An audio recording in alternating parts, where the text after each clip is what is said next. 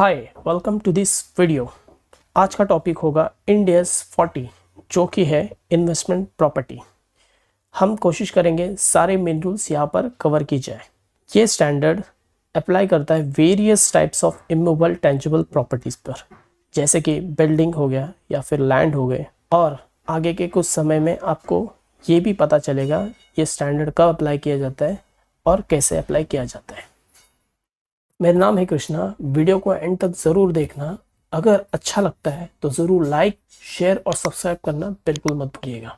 तो ज़्यादा टाइम ना वेस्ट करते हुए हम वीडियो की ओर बढ़ते हैं। इन्वेस्टमेंट प्रॉपर्टी का ऑब्जेक्टिव क्या है?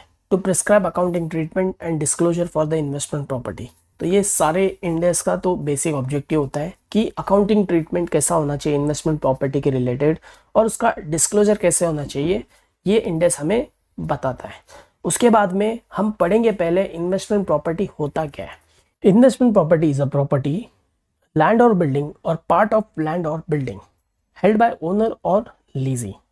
तो इन्वेस्टमेंट प्रॉपर्टी एक प्रॉपर्टी है जो हो सकता है लैंड है, बिल्डिंग है या फिर पार्ट ऑफ लैंड और बिल्डिंग है, जो कि हेल्ड ओनर ने किया है।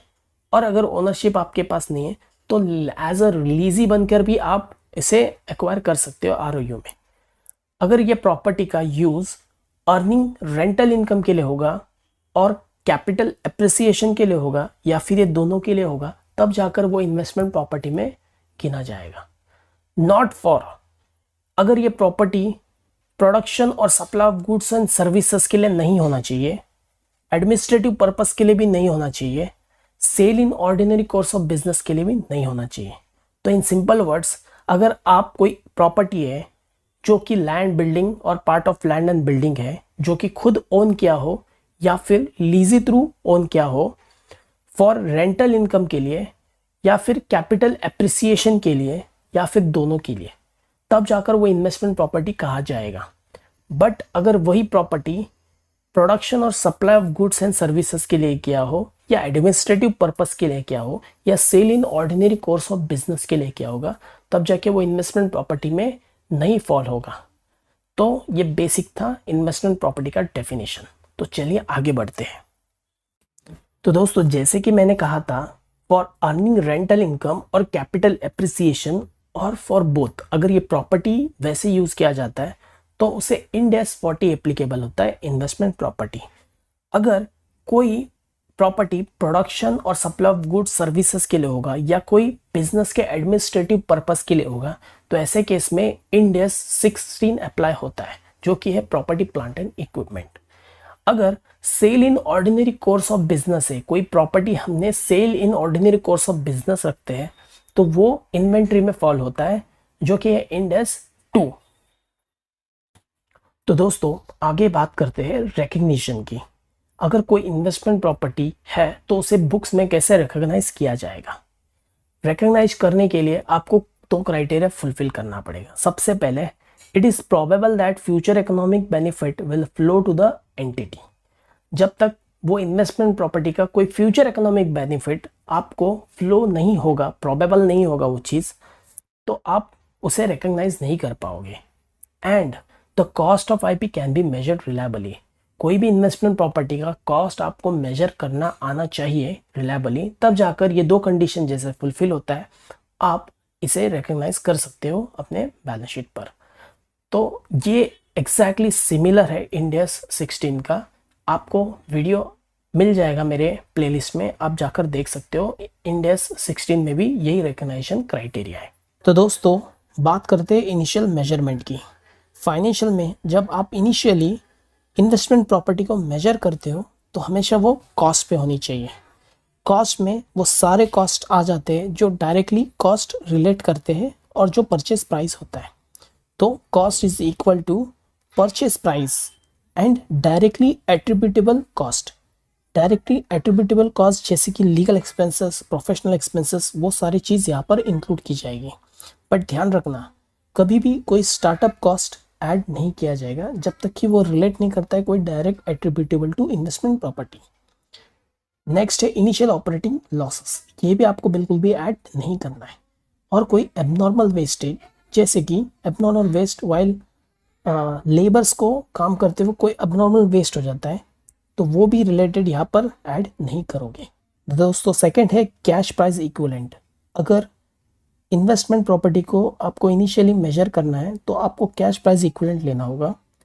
इन केस अगर वो पेमेंट डेफर्ड करता है तो आपको वही कॉस्ट का प्रेजेंट वैल्यू लाकर आपको मेजर करना है, और जो प्रेजेंट वैल्यू एंड जो करंट कॉस्ट है उसका जो डिफरेंस होगा आपको एज एन इंटरेस्ट करके प्रॉफिट एंड लॉस में चार्ज करना होगा। थर्ड आता है IP held by lessee as a ROU asset. अगर investment property as a lessee करके हम हेल्ड करते हैं तो उसका ट्रीटमेंट है मेजरमेंट का आपको इंड एस 116 में मिल जाएगा, वैसे आपको रिकॉग्नाइज करना पड़ेगा। फोर्थ है आईपी एक्वायर्ड थ्रू एक्सचेंज। अगर कोई भी इन्वेस्टमेंट प्रॉपर्टी एक्सचेंज करके हम रिकॉर्ड कर रहे हैं, जैसे कि हम इन्वेस्टमेंट प्रॉपर्टी लेकर कोई और एसेट अपना दे रहे हैं सामने वाले को, तो ऐसे टाइम पर fair value of an asset given up, जो एसेट हम देने वाले हैं सामने वाले को, उसका फेयर वैल्यू पहले कंसिडर किया जाएगा। And second fair value of an asset received, जो हम एसेट रिसीव कर रहे हैं जो कि है इन्वेस्टमेंट प्रॉपर्टी, उसका फेयर वैल्यू मेजर किया जाएगा। और दोनों में से जो क्लियरली एविडेंट होगा वही चीज़ हम क्या करेंगे यहाँ पर इनिशियल मेजरमेंट में कंसिडर करेंगे। तो चलिए दोस्तों आगे बढ़ते हैं। दोस्तों नेक्स्ट स्लाइड है अपना सब्सिक्वेंट मेजरमेंट के ऊपर।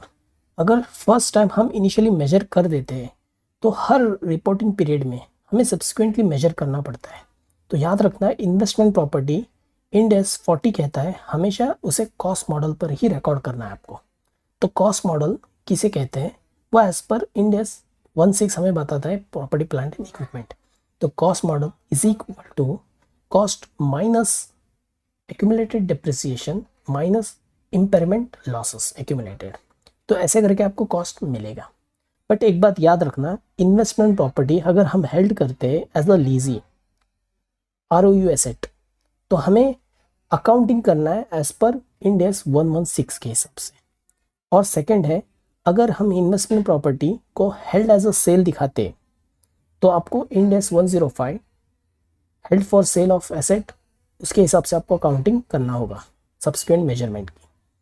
याद रखना फेयर वैल्यू, अगर कॉस्ट मॉडल हमें इंड एस कहता है कि कॉस्ट मॉडल में ही चलना है, but fair value only required disclosure of fair value end S 113 के हिसाब से आपको वो इन्वेस्टमेंट प्रॉपर्टी का फेयर वैल्यू को सिर्फ डिस्क्लोज करना है। अगर वो फेयर वैल्यू को आप डिस्क्लोज नहीं कर पाते हो, कैन नॉट बी मेजर्ड, तो याद रखना उसका फैक्ट्स आपको डिस्क्लोज करना पड़ेगा। तो ये डिस्क्लोजर पार्ट है। फेयर वैल्यू कोई हमें सब्सिक्वेंट मेजर करने कहता नहीं है, बट उसका डिस्क्लोजर आपको देना पड़ेगा। तो दोस्तों एंड ऑफ द स्लाइड आ चुके हैं। यहाँ पर ट्रांसफ़र के बारे में बात कर रहे हैं। अब ट्रांसफ़र क्या होता है, only when there is change in use. अगर हम कोई इन्वेस्टमेंट प्रॉपर्टी को एज एन इन्वेस्टमेंट प्रॉपर्टी करके इंड एस 40 में दिखा रहे हैं, अगर उसका यूज़ बदल जाता है, ना कि वो कैपिटल एप्रिसिएशन के लिए हो, ना कि वो अर्निंग रेंटल्स के लिए हो, उसका यूज़ बदल कर एडमिनिस्ट्रेटिव पर्पस के लिए हो गया या फिर sale in ordinary course of business के लिए हो गया, तो ऐसा कुछ हो जाता है, तो ऐसे केस में वो इन्वेस्टमेंट प्रॉपर्टी से हटके कोई दूसरा इंड एस में चला जाएगा, जैसा इंड एस 16 या फिर इन्वेंट्री इंड एस 2 में। लास्ट बात करते हैं D recognition of investment property. हम इन्वेस्टमेंट प्रॉपर्टी को फाइनेंशियल से कब डी रिकॉग्नाइज करेंगे, तो दो ही रीज़न हो सकते हैं इन्वेस्टमेंट प्रॉपर्टी को डी रिकॉग्नाइज करना है। फर्स्ट है डिस्पोजल, अगर कोई इन्वेस्टमेंट प्रॉपर्टी को आप डिस्पोज कर देते हो आपको वहाँ पे डी रिकॉग्नाइज करना पड़ेगा। एंड सेकंड है when permanently withdrawn from use no benefit, अगर पता चलता है कि इन्वेस्टमेंट प्रॉपर्टी का फ्यूचर इकोनॉमिक बेनिफिट ही नहीं रहा, उसका कोई आगे फ्यूचर में मुझे कोई बेनिफिट नहीं मिलने वाला है और उसका परमानेंटली विड्रॉ हो चुका है फ्रॉम यूज, तो ऐसे केस में आपको डी रिकॉग्नाइज करना पड़ेगा इन्वेस्टमेंट प्रॉपर्टी को। तो उसका जो भी गेन और लॉस होगा वो कैसे होगा, आप नेट डिस्पोजल प्रोसीड जो होगा वो माइनस करोगे आप कैरिंग अमाउंट से, जो आप सेल करोगे सेल वैल्यू माइनस आपको जो बैलेंस शीट में कैरिंग अमाउंट दे रहा है वो माइनस करके जो भी गेन और लॉस होगा आपको डायरेक्टली प्रॉफिट एंड लॉस में चार्ज करना है। अगर दोस्तों आपको ये वीडियो अच्छा लगा हो, यूज़फुल लगा हो, तो ज़रूर लाइक कीजिए, शेयर कीजिए और सब्सक्राइब करना मत भूलिएगा। और ये वीडियो एंड तक देखने के लिए धन्यवाद।